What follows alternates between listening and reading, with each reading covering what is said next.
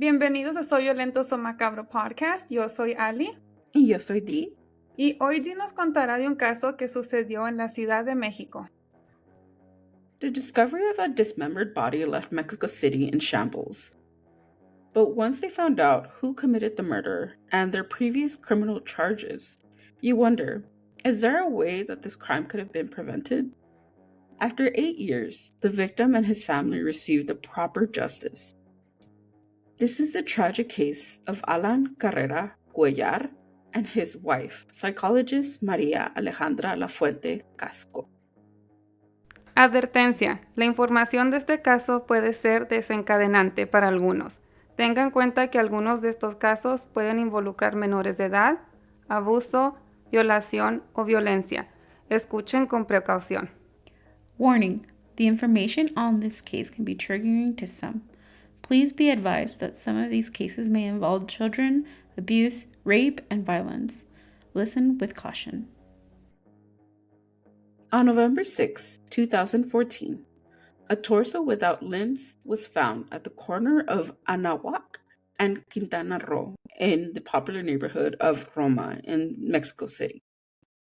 Later that day, the upper and lower limbs were located in other regions of Mexico City inside of plastic bags. What left authorities puzzled was the fact that the hands, the feet, and the head of the mutilated person was nowhere to be found. After much investigation, authorities confirmed that the DNA taken from the torso was in fact of Allan Carrera Cuellar. In 2013, Allan's daughter was actually a patient of Dr. Maria Alejandra Lafuente Casco. According to different documents, Allan and his ex-wife were getting a divorce at the time. And in order to, deal with the tragic separation of her parents, she decided to take his daughter into therapy. According to other documents, Allan himself was taking therapy because he was suffering from depression. He was also very wealthy. There's not enough documentation on how he was how he was financially stable, but he did have other business ventures that gave him the income in order to provide himself and his family with a lavish lifestyle. The most interesting part about this case is that Allan's therapist was actually Maria Alejandra's father. So there's a lot of conspiracy theories based on this case that the father had some sort of insight into Allan, and that's how Maria got to meet him, and all these other traits. But Oh, wow. based It's on messy. based on the concrete evidence, Allan was going to therapy for his depression and alcoholism, and due to the fact that he couldn't actually work, so all the money he was gaining was through his ventures, and that's basically all that comes up when I researched this case. Okay. But after being with her therapist, Allan's daughter was told to bring her father into a consultation. Mind you, this was like the third session that they had together.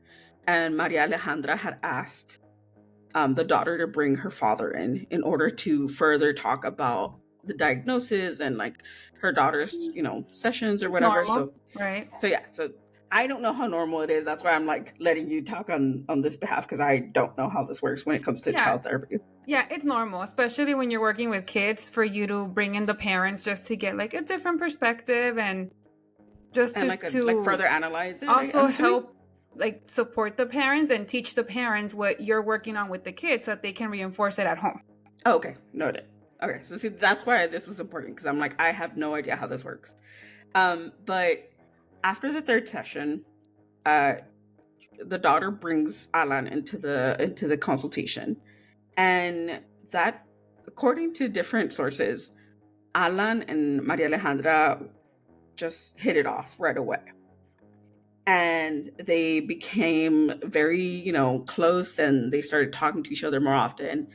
And within like a session or two, That is not normal.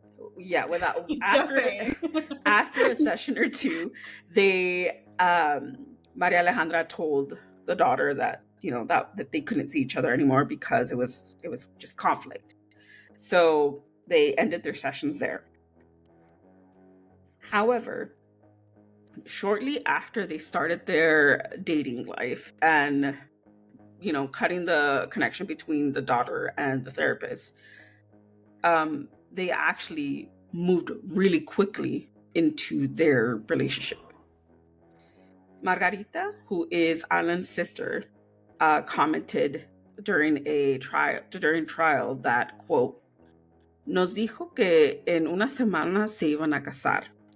E incluso en esta ocasión, ella, que viene siendo María Alejandra, comentó que al parecer estaba embarazada y que la boda se iba a celebrar en un lunes siguiente de que habían conocido a la familia, pero que solo iba a asistir su familia de ella, que ellos y que algunos de sus amigos íntimos y los hijos de Alejandra.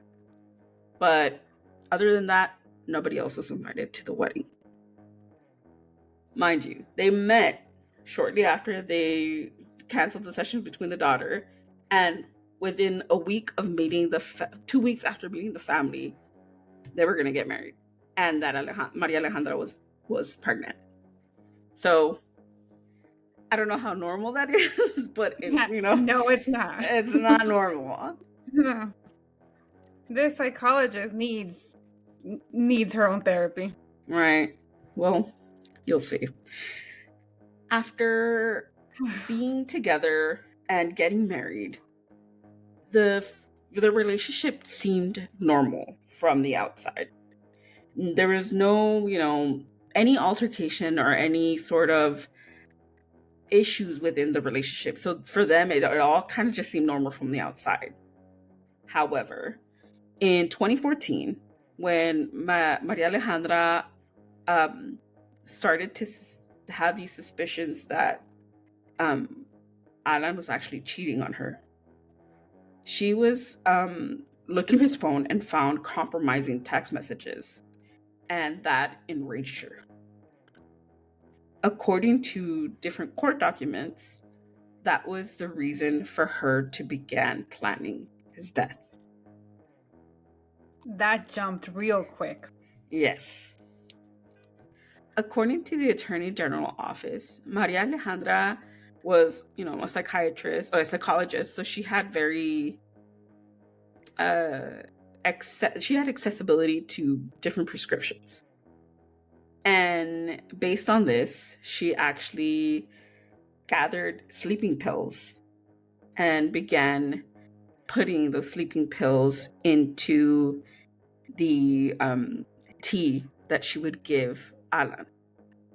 These pills, according to what I read, these pills would make him like drowsy and confused and, sleepy during the process. So during the time that she was planning his death, she kept giving him these medications in order to keep him confused and like not aware of what he was like doing or what was happening. Based on DNA examinations, authorities found that she was constantly giving these medications for a prolonged amount of time. And I guess it doesn't say how long she was doing this, but I'm assuming a week. And at the end of the week, she actually stabbed him with a knife. After stabbing him, she used one of his chainsaws that he had in the home and mutilated his body. After mutilating the body, she put different body parts in black plastic bags and left them in the home. On November 6th, those bodies' parts were found throughout Mexico City.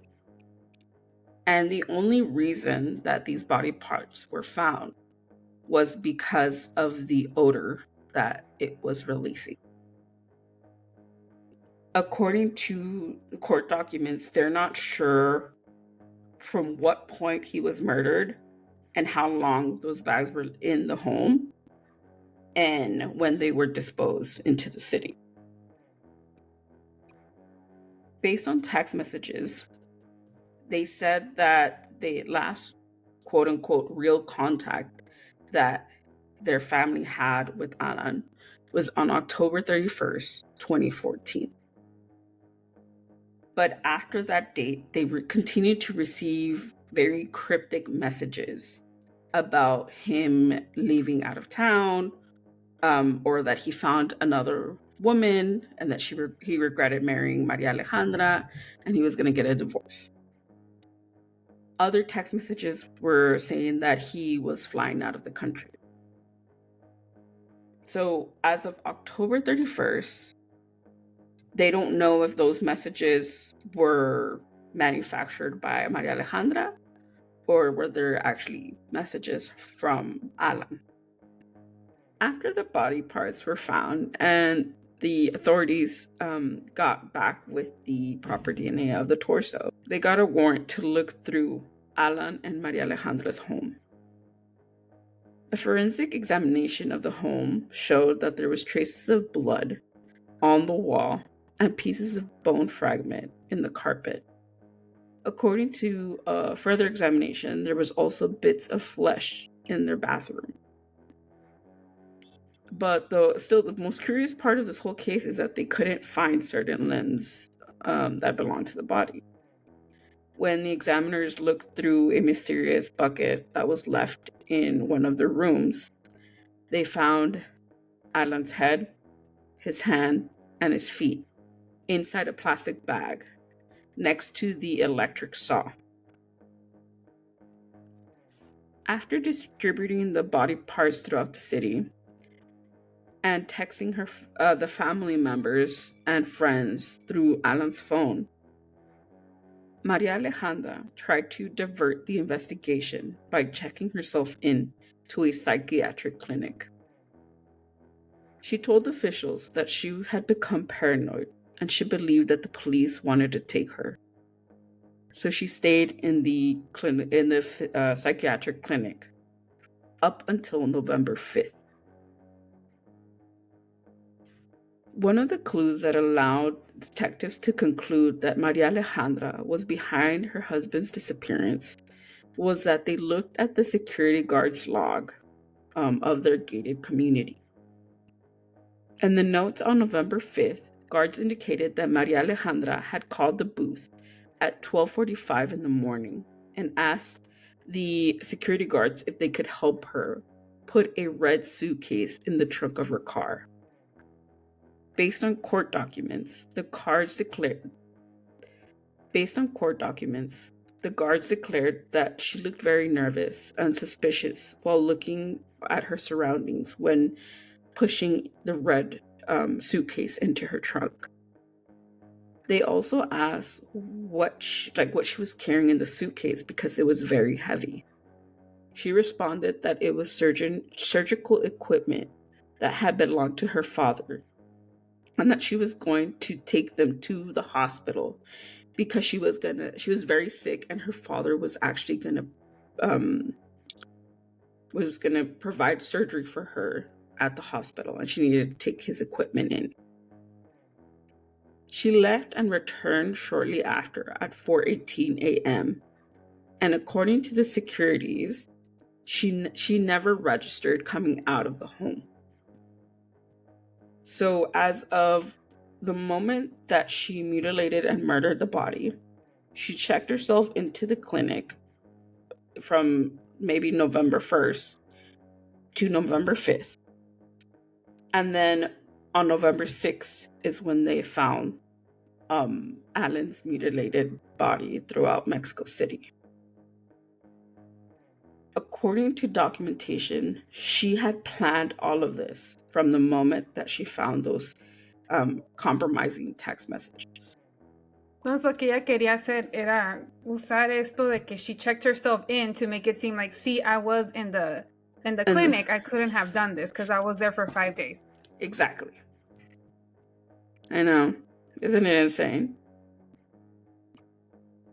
That's crazy. That's scary. It's That's terrifying. a whole other brain. That's just... It's terrifying. But if you put it into perspective, she herself is a psychologist. So That's the scary part. So she is thinking 4 steps ahead in order to provide an alibi, to provide like different like storylines in order to cover her traces. Like, this isn't something that just happens to somebody that decides to murder somebody and like thinks it's an accident or was like a crime of passion or anything. This person is far more intelligent at you know, providing these sort of like criminal crimes. I don't know how to provide it in better words. Yeah. She has a lot of access to things. Exactly. It's because she's a psychologist, because she knows the mind, because she's actually studied this. It's insane. Y, I mean, I don't know if you're going to say it later on, pero ella explicaron por qué she checked herself into the clinic? Yeah, so according to the documentation base that she had provided, the clinic was that she was paranoid, and she was saying that she had hallucinations, that police were actually gonna, take her away from her home. Yeah. So she was very vague on how she was saying that, but she just basically used her psychology background in order to provide a storyline that would fit into that narrative. She knew what symptoms to identify, like what to tell them, para que le diga, okay, we're gonna keep her here for a while. She knew what she was saying. Yeah, completely. But the most, I guess, cryptic part of all of this is that, based on the investigation, in the end of 2011, Maria Alejandra was actually charged with attempted homicide against her ex-husband. So she was married previously, and she tried killing her ex-husband. I know. Wow. I know. She tried killing him with a knife after an argument. She said that based on her, the defense attorney, she did this because her ex-partner was abusive. So she used it as a defense mechanism. Self-defense. Like self-defense. Yeah. So the judge acquitted the case because of the self-defense argument. So she actually said that there was evidence that he was actually part of a domestic violence throughout their whole marriage. So the judge decided to give her a less sentence. Yeah. So in fact, she was reduced from an actual charge to 1 year in prison. Yet she kept her license. That's how I was like, wait, they should. Yeah. All right. Okay. But here's better news for this. Shortly after being sentenced and gone to prison and served her sentencing, she actually went into a domestic violence organization and began to share her services to help those women who were part of domestic violence. And eventually went into domestic violence, like children that had suffered domestic violence in their home, and narrowed her way down to adolescents and teens who were suffering from different mental illnesses. And that gave her the entryway to meet Allan's daughter after she got her own clinic in Mexico City. So you see the pattern of how she made her way into Allan's life. Apart from that, the interesting part is that there was a 2-year gap between when she was sentenced, when she was serving her sentence, and the time she met Allan. Between those 2 years, there was actually a moment that kind of makes this story a little bit more interesting. There was an incident where a head, hands, and feet were found in a bucket outside of Maria Alejandra's home. This oddly sounds suspicious to how Allan's head, feet, and hands were found. According to investigators, she had made a call to authorities about this bucket that was outside of her home. But according to records, authorities couldn't identify who that person was. So they said, they couldn't really figure it out, and dismissed the whole case and didn't even acknowledge her as being a suspect within the investigation. So they just let it it didn't happen, just forgot about it. But according to records, it's still in documentations that same bucket, head, feet, and hands were found outside of her home prior to meeting Allan. Criminology. Wow. I know. This just sounds like it's insane. It sounds like a horror movie. It does. Mm-hmm. Criminologist Maria Tiscareño told ADN 40, quote, "Yo pienso que sabía lo que iba a hacer y no quería dejar huella. Y nuevamente repito, como es psicóloga, tiene conocimiento de criminalística." Yeah, we'll leave it at that. Sue me. I couldn't figure it. I think that's how it goes. You're fine. According to the same criminologist, she also says that this is a pattern for her. The same way she tried to kill her ex-husband, the suggestion that she probably committed a murder before killing Allan, and then killing Allan the same way she was trying to kill her ex-partner, and the bucket that was found outside of her home. According to the same criminologist, she suggests that this wasn't her first crime. She suggests that Maria Alejandra might have been a serial killer, and there's many more victims that we have yet to discover. Wow. Porque la forma de que lo hizo, Yeah. it just sounds very planned. Like she knew what she was doing.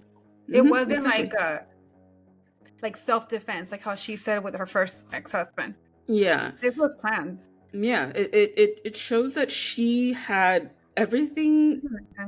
She had an intention. She had a way of manipulating the system and basically cover her tracks in any way that she could. Desde un principio, she was a walking red flag. She For was. her to fall in love with her client's dad, I'm like, girl. Yeah. No. Red flag number 1.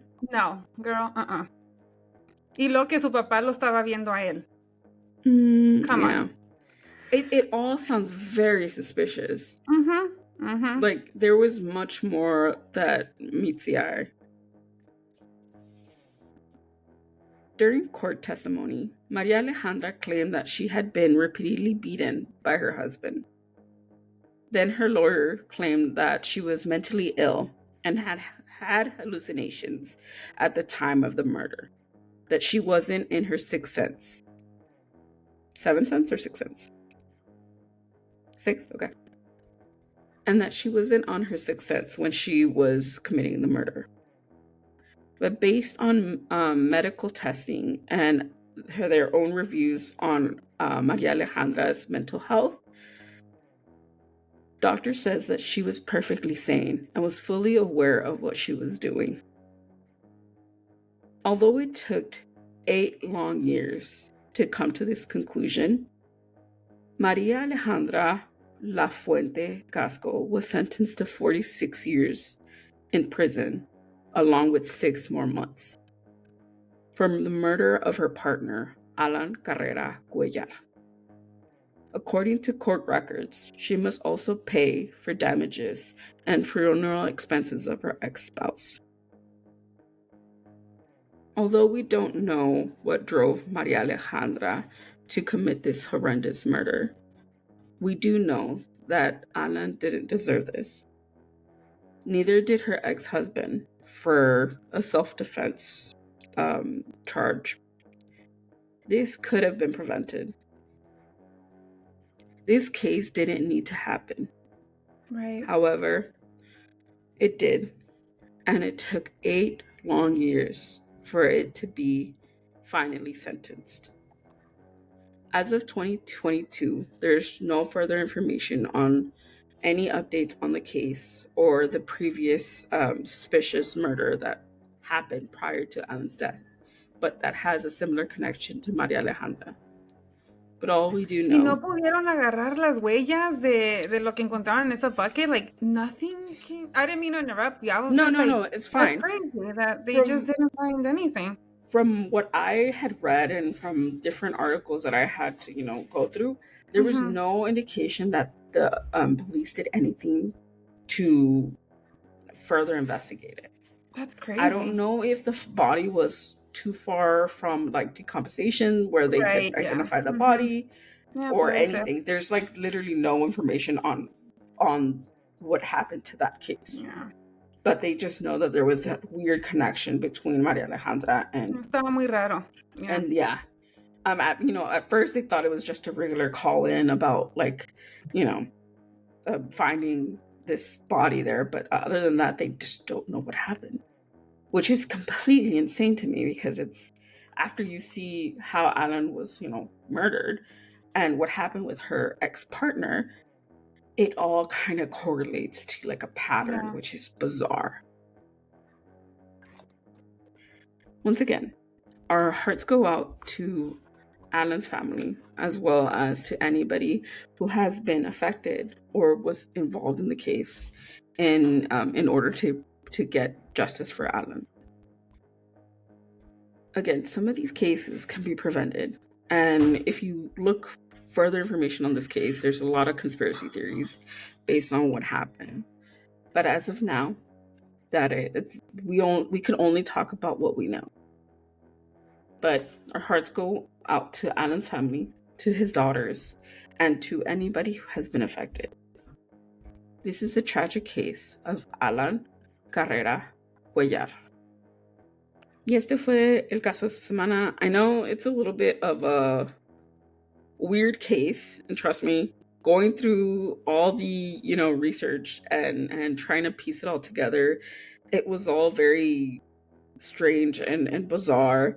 And like if you guys really want to, you guys can look for the case. It's really interesting, but it's definitely quite the mystery. Y te pones a pensar porque, o sea, like, ya no puedes confiar en nadie, right? No puedes, it's so crazy. Just to think how many other kids were working with this psychologist, con Maria Alejandra. Esos papás que se dieron cuenta, mi hijo, mi hija estuvieron en ese mismo cuarto con esta persona. Yeah. Like, they're trusting her, and for her to do this, like, that's crazy. But what kind of like puts this like mind-boggling aspect in my brain is like, I've gone to therapy and I've taken like these, of course every person is human and we all make mistakes and stuff, but to realize that the possible therapist that you had is a murderer, and the way that she murdered this person and the previous crimes that she had committed prior to murdering her husband, it's like, you went into the wrong field. Like, what is this? Yeah. And it's like taking like their own knowledge of what they studied into this dark and twisted way is insane. It Yeah. is. Y luego But lo que se me hizo raro, que, I mean, I guess because it was, dijo con el esposo, I don't know what the ex, que era self-defense, pero todavía la metieron en la cárcel por 1 año, and she still kept her license. yeah, That's yeah, what I was like, it's insane. she shouldn't have gone, at least, I don't know, Yeah, I mean, now that we know what she did, we're like, she shouldn't have gone back into the field. yeah, but like to me, it's like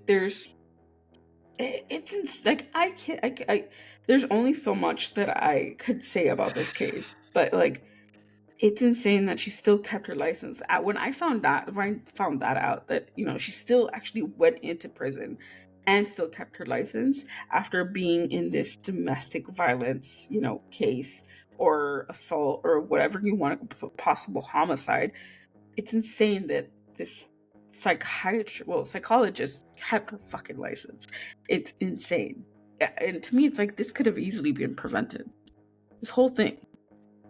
Y es lo triste, porque ella, aquí este es un caso de que aprovechó del control del poder que ella tiene. Yeah. Porque entró entra un señor, entró Allan, vulnerable, right? He's going through his own emotions, his own experience with his ex-wife, all of the divorce and all of this. He came into a situation where he was very vulnerable, Yeah. right? And he was seeking the help of a professional to help his daughter. She took advantage of this situation. Yeah.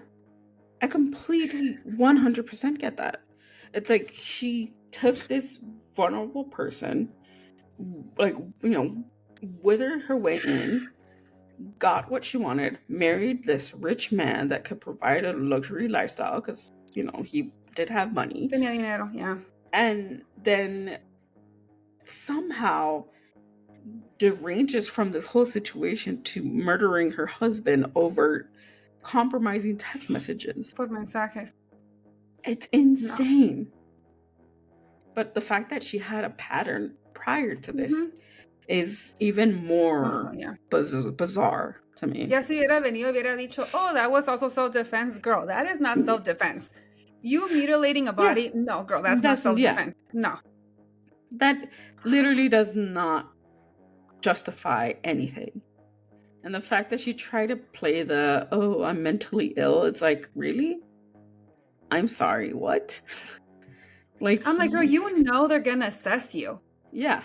But again, being in the field, she probably pensó, I can get away with answers, I know what to say. Mm-hmm. But yeah, the judge was like, no, you knew exactly what you were doing. It's crazy. Ay, Maria. Yep. But yeah, our hearts go out to the families. Definitely. No, we didn't deserve this. Again, we want to hear from you guys, so we will leave a question box on our Spotify where you can, leave your opinions, your thoughts, what you think about this case. You can all just type it in there. Our DMs are also open if you want to send us a message or leave a comment. You can find us on Instagram, on TikTok, on Twitter, or as it's known now as X, or on Threads.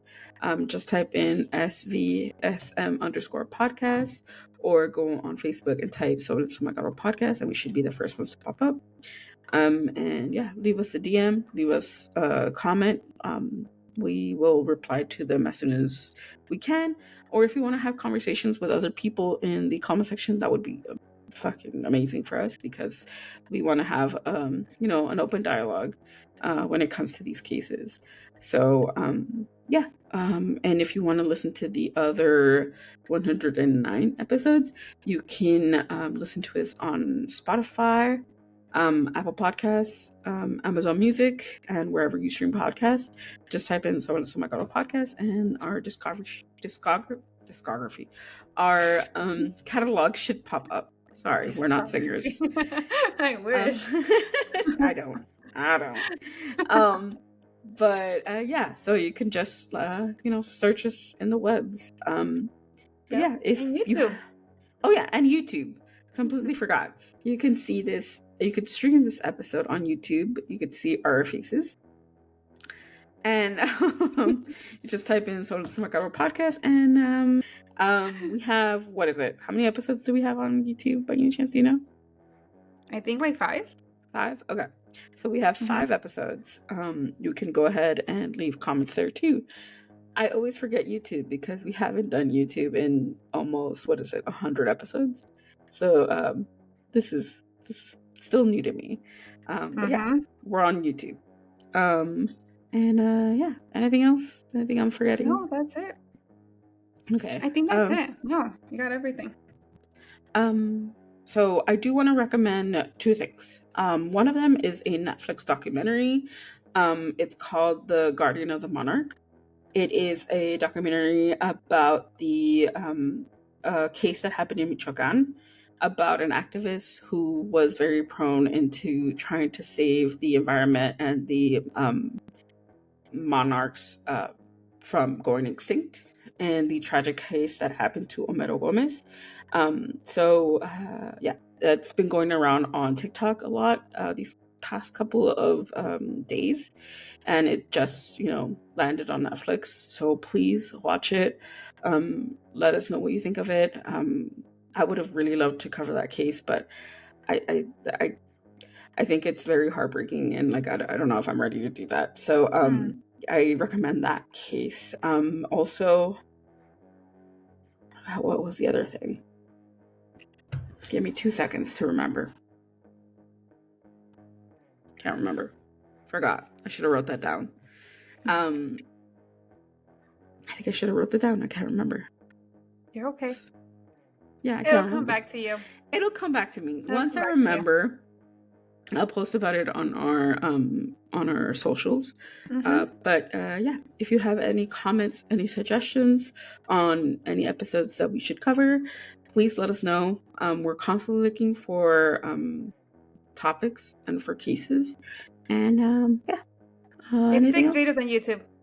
Sorry, 6 videos. I had to confirm. 6 on 6. So 6. 6 videos. Yeah, this will be the 7th.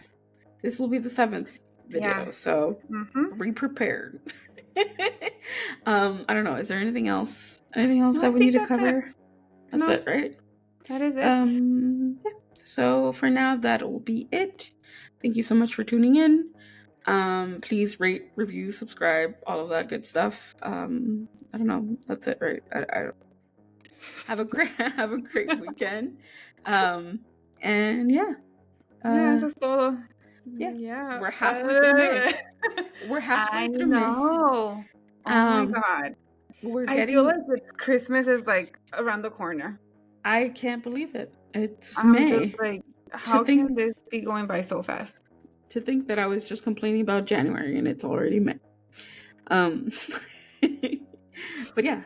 In the meantime, muy rápido. Muy rápido. Yeah. In the meantime, let us know what you think. Stay safe out there. Stay safe. Stay hydrated. And we'll see you guys next week. Yeah. Nos vemos la próxima semana. Bye. Adiós. Stay spooky. Yeah, spooky.